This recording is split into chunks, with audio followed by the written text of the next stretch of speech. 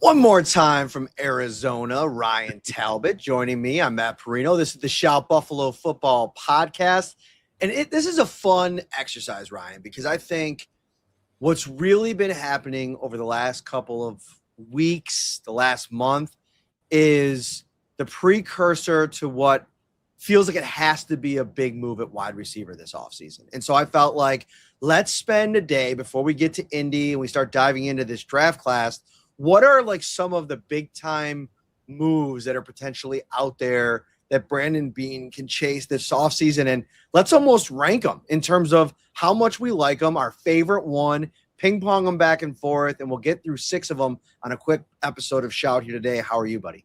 Hey, I'm doing great. Excited to talk about some potential trade fits for the Bills. I know we both have some good ones to discuss. Let's start with my first one.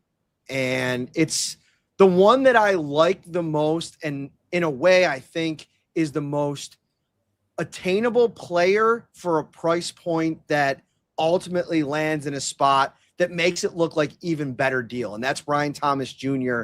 in Jacksonville. And the reason why I have it so high up on my list is if you watch Shout, it is no secret. I am an unabashed, unapologetic, card-carrying member of the Brian Thomas Jr. fan club. I think he opens up a lot of things for your passing game on the outside. It didn't work as well in Jacksonville under Liam Cohen in year 2 as it did in year 1, his rookie season, when he had this breakout performance.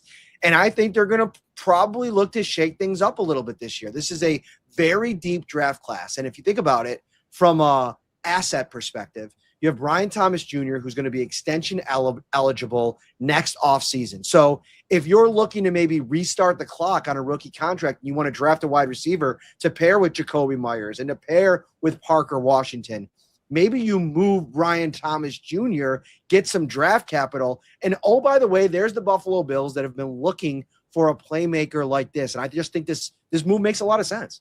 Makes a ton of sense. Brian Thomas Jr. was even whispered or talked about at the trade deadline this year being potentially available. And I know Jacksonville said, no, we're keeping him. Don't know where that came from. These whispers don't just come out of nowhere. There was at least some calls being made or fielded. He took a step back in year 2 in that system. So he makes a lot of sense from that perspective. Someone that the Bills arguably should have made more of a push for in the draft a few years ago themselves and didn't. So love that option. I do think that he is potentially available. So if the Bills kind of decide this is the player that best fits what Joe Brady wants for this offense for a number 1 receiver, I'd be completely on board with it. So Bill Barnwell from ESPN wrote a piece, and he actually wrote up a potential hypothetical trade for Brian Thomas Jr., and this is what it would look like. The Bills send Keon Coleman and this year's first-round pick to the Jaguars for Brian Thomas Jr. and a 5th-round pick in this year's draft. So from a compensation standpoint, are you willing to give up not so much the Keon Coleman side of things, because that's obviously been well documented. If that ends up being a trade piece this offseason, I don't think that's going to surprise anybody. But if it's a first-round pick for Brian Thomas Jr., are you in on that? I am in on that. I know some fans would say, why would you do that?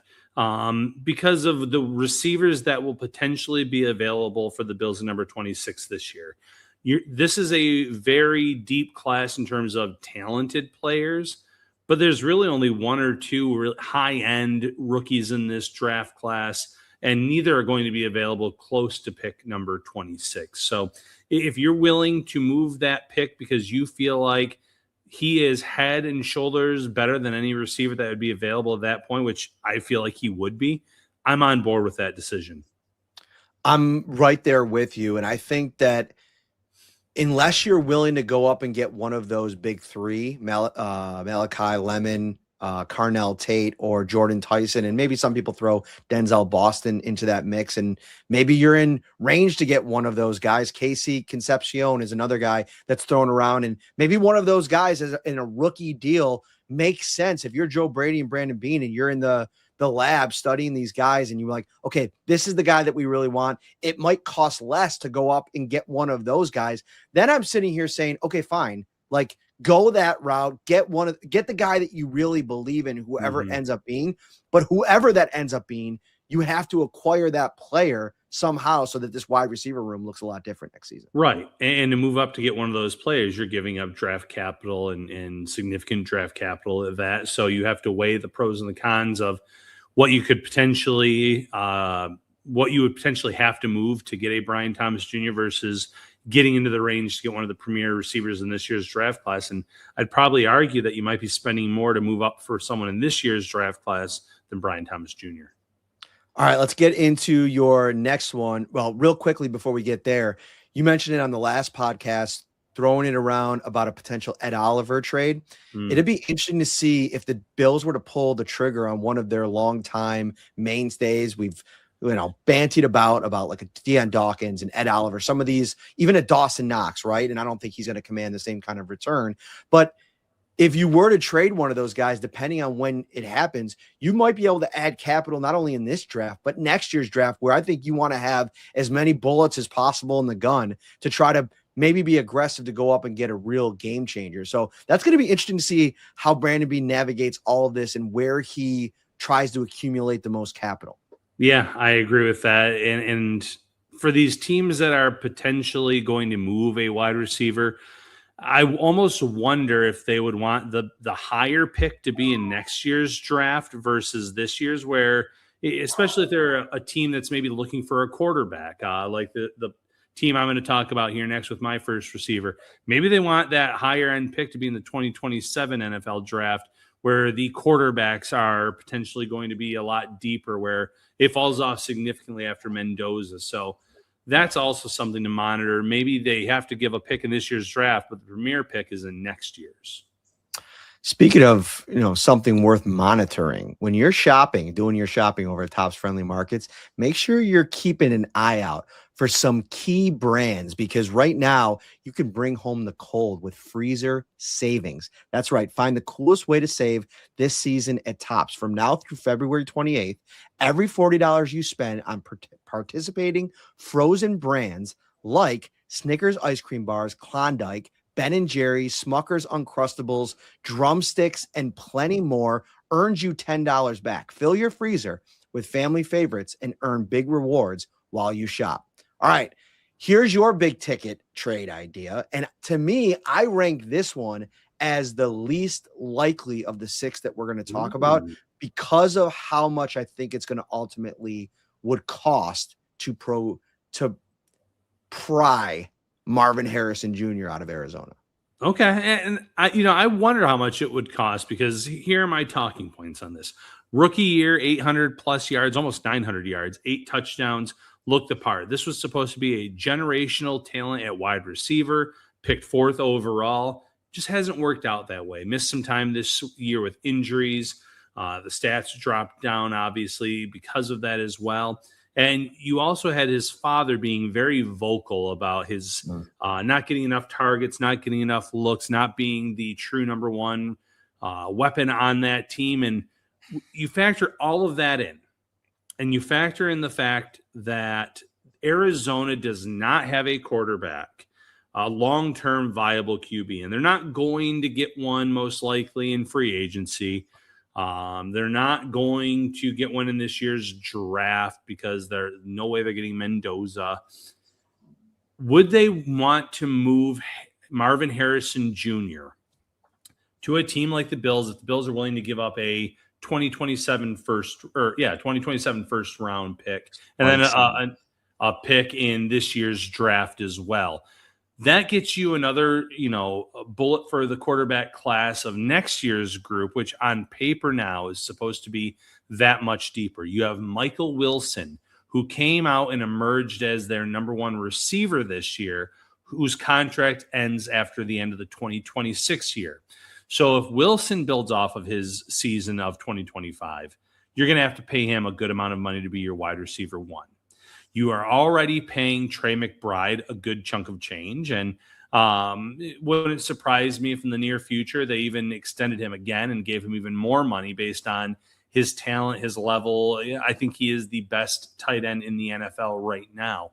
So you're already invested potentially in this scenario in 2 pass catchers, can you afford a third in Marvin Harrison Jr., who obviously you have the fifth-year option that you can pick up here. There's a few years left on his rookie deal. But you do have to factor all that in where you've already invested a lot there. If the Bills, give that care of a first-round pick in 2027, is that going to be enough to get Marvin Harrison Jr., who I still think is going to be one of the better receivers in this league long term, and go with the guys that you have, but also use those picks to maybe get the quarterback of the future in 2027? I think the most interesting connection and why the Bills would be willing to pay that steep price is Drew Terrell, the new wide receivers coach, and that you're getting first rate intel on a guy that just spent this past season with a guy and understands how he ticks. And you mentioned at the top, when you can maybe add a generational talent at any position, especially one like wide receiver, which has been something the Bills have struggled to do since losing Stephon Diggs and really since his kind of drop off in 2023. It's something that you definitely highly consider. So this is one that, don't get me wrong, I'm definitely on board for, and I think belongs at the top of any list that we make. It's just one that it's a whole new regime there, and they're probably it's hard to kind of figure out where they're placing the need of what they need to kind of operate next season. And you take a top 5 pick out of the equation, and it's going to make offense a lot more difficult. And so I think, to me, I would guess 2 years left on a rookie deal that they'd want to kind of see what it looks like next season. And maybe it's one of those things where post June 1st is something, whether it be in June or July or August, or maybe in the season, once Arizona is eliminated. Brandon Beane said something so interesting recently. He's like, trades don't really happen as much or as high of a rate before the season starts because everybody thinks they're going to win the Super Bowl in April, right? Everybody's trying to build their roster to be as competitive as possible.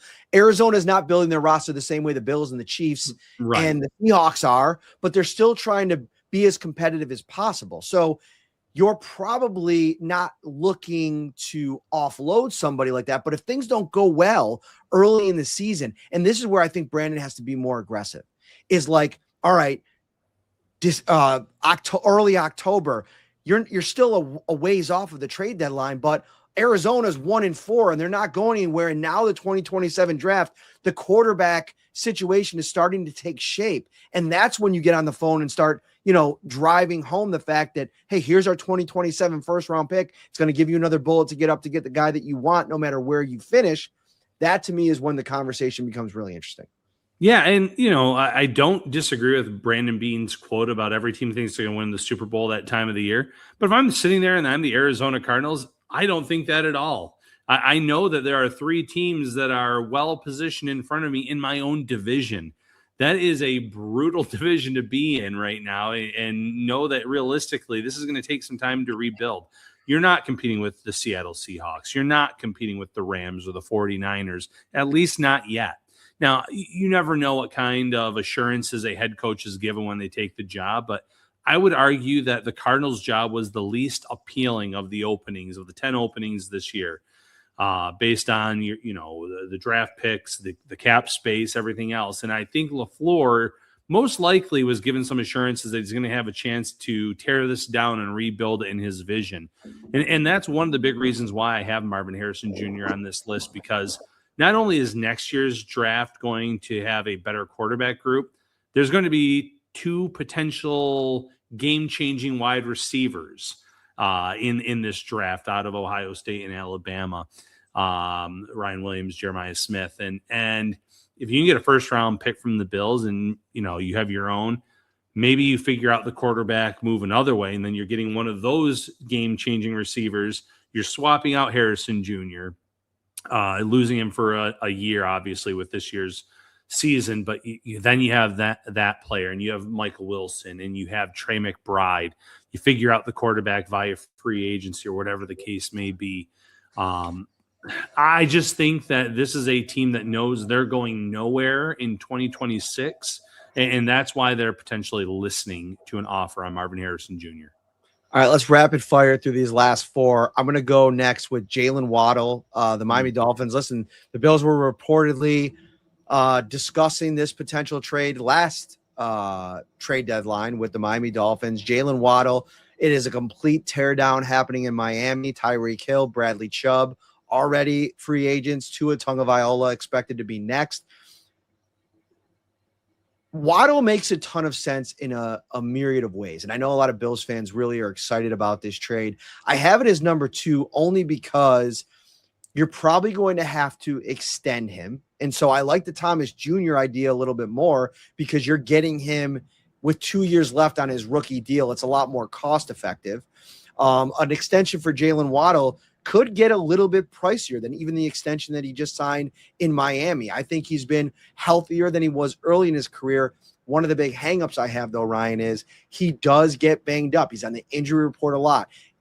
Changing zip codes and playing in Buffalo in the elements here, I wonder how he'd be able to hold up. But in terms of just skill and adding his arsenal of route running, separation, ability to beat man, speed, quickness, deep ball ability, I'd be all in on the Jaylen Waddle idea. And I think there's a world you live in where it might not cost you as much as you think. Probably a first-round pick, of course. But if you could do it for this year's first-round pick and maybe you're getting a late day 3, early day 4 pick back as well, that's something I think about. Yeah, go back to the drawing board. Supposedly the Bills had the best offer for him at that time. The organization was kind of in flux. They didn't know who was coming back GM head coach wise. They were still kind of in the mix for a playoff spot. Come back to them now. They know that they're in a rebuild. They've moved on from Hill and Chubb, and they're trying to figure out what to do with Tua. So come with, dangle the carrot with the first round pick. See if you can get Waddle out of there. The talent is certainly there, and there was a reason why the Bills were so heavily invested in trying to get him reportedly at this year's deadline. For my next player, Matt, I'm going to go with an Indianapolis Colt, Michael Pittman. I think Michael Pittman is going to be available if the Colts want to try to bring back Alec Pierce. Pierce is the premier free agent and on this year's market, the deep speed. They got a good sampling of what he could do this year, and I think that they feel like he can ascend to that number 1 wide receiver role. But if you're going to commit $20+ million to Alec Pierce, you already have a big salaried receiver on your roster who's in his late 20s, 28 years old, I believe, in Michael Pittman. And I think that he is a nice target for the Bills where he's not going to cost a first-round pick like these other receivers that we have talked about. I think you can get him for a mid-round pick. You'd have to rework that deal most likely, but he would be a significant upgrade to that wide receiver room based on what they've had and what they currently have on this roster. I'm not opposed to the Michael Pittman Jr. idea. I think it is of the group that we talked about, he's the one I get the least excited about. I think that those other 3 guys, there's some wide receiver 1 upside with at least 2 of them, and Harrison and Brian Thomas Jr. I think Waddle's more of a somewhere between a 1 and a 2. He's a really high-end 2. And I think Pittman is a bona fide 2, and that's not a bad thing. It's just, listen, he hasn't played with a lot of great quarterbacks in Indianapolis, and the touchdown production, you like to see a little bit more. I mean, the best season he had was 7 touchdowns, and that was this past year. Previously, before that, he had 6. He had 3, 4, 4, 1. He's got 2 1,000-yard seasons. He's a really good receiver. And I think playing with Josh Allen potentially can unlock another level with him. But he's very much on the bottom rung for me in terms of ranking these trade ideas. But it's not a bad one. For me, the next one, my final one, is going to be a bit of a polarizing name. And it's one I talked about last offseason. Probably should have thrown Chris Olave in here too, but we've spent so much time on Olave over the last. We have enough previous Olave content to last us an entire offseason. I'm going to go back to the Jordan Addison realm or the idea. It's complicated because there's obvious off the field considerations here. He keeps ending up in the news. The latest one, I don't have it in front of me, and I don't want to misspeak, but it's something that he's been benched. He's been suspended. He's somebody that you're going to have a feel for the off the field stuff if you were really willing to make a move like this. But in terms of on the field, to me, he's right there in the Jaylen Waddle tier of could really remake your wide receiver room. This is a former first-round pick. I think he has some of those separation abilities that you've been coveting. And I think I'd love to make the Justin Jefferson argument. It just seems like there's so many roadblocks to that potential move. Addison seems like you might be able to pry him away again, a little bit of time left on a rookie deal. And the off the field stuff might limit the high-end number for the extension. Just another idea. Again, it's probably lower on the list, but something if you're starting to kind of spin around the NFL and looking at wide receivers that might be finding a new zip code this offseason, Addison might be one name to think about. Yeah, and Addison, again, probably the same bucket as Pittman Jr. in terms of being more of a true number 2 receiver. But again, an upgrade over what the Bills have had. The cost would probably be much more reasonable for the Bills if they wanted to bring him into the mix. So I don't hate that idea at all. And it's funny, you said we didn't talk about Chris Olave. We didn't even talk about A.J. Brown, who's been linked to the Bills and many other teams, mind you. We kind of came up with our own list. And my last one is, I think he's a very low-end number 1 receiver. He's not in the realm of the first 3 players that were mentioned. But you look at DJ Moore in Chicago Bears, and a little bit frustrating there for him with Caleb Williams, the playoffs, didn't run the right route in terms of where the ball went, and their season ended for that reason. But he is someone that has played under Joe Brady. He went over 1,100 yards in both seasons with Joe Brady when they were in Carolina together. Still think he has a lot of juice left to his game. He has a contract that I think the Bears would like to move. And mind you, the Bills would have to rework that deal if they were to trade for him. But if you look right now at what the Chicago Bears are building, they have a really good 1-2 punch at running back. They have their quarterback of the future. You really good young tight end who had a phenomenal rookie season. Roma Dunze at wide receiver. Luther Burden at wide receiver. They have a lot of the pieces, so I feel like they could and would be willing to move DJ Moore to the Bills or another team.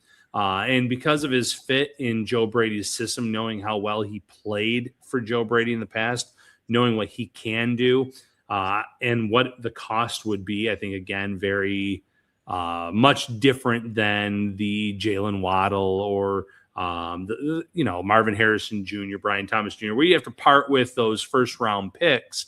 You're not parting with a first-round pick for DJ Moore. You're probably talking mid-round pick or mid-round picks to acquire someone of that level where you could bring him in, rework the deal, and then have him as your wide receiver 1 or wide receiver 2.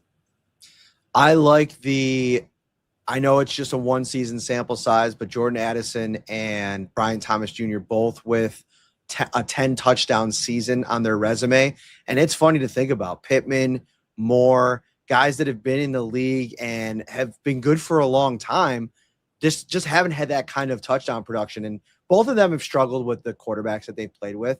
But I also do think that it's a little bit of a concern that, how good Ben Johnson is and Caleb Williams was, as good as he was at times this season, started 10 games, DJ Moore did, and he ended up with 682 yards and 6 touchdowns. And that's something that I worry about with older receivers. Like, when is the cliff? When do they fall off the cliff? And are you trading and paying for somebody and that they haven't fallen off any cliff yet? That's a hesitation I would have in the Moore pursuit. And I still think he has some juice to his game, though. 28 years old, definitely not at that. I think 30 is generally the threshold we talk about with wide receivers. And the argument of touchdowns, it's a valid conversation to have. Addison obviously benefited from having Justin Jefferson on the other side. So there are cases, too, where, Addison is essentially not getting close to the coverage or looks that some of these other receivers are because of the premier star on the other side of the field from him. So that can explain having a double-digit touchdown season. Brian Thomas Jr. is not much I can take away from that one because it was his rookie year. They didn't have a premier guy on the other side, so he just kind of did that on his own. But there are some cases where you look at the touchdown totals, and it can be explained based on who you're playing with on the other side. Stop trying to take touchdowns away from people, Ryan. You're known for that. You're like just trying to take touchdowns away, change their history, change their story. Just cut it out, would you please? Let everybody know where we're going to be on February 28th. Yeah, we're going to be at Wingnuts, the Millersport location, for some great food, great wings, great beers, you name it. We're going to be talking about the combine, a little bit of the free agency, the draft, you name it. We'll have a smorgasbord of topics. Join us for a live show. It's been a while. Our last live show was in early January, so coming out to Wingnuts, talk Bills with us. I love a good smorgasbord. Travel safe, my friend. We will see you next week. I'll be in Indy. We'll do a bunch of shows. It's going to be fun. Everybody enjoy your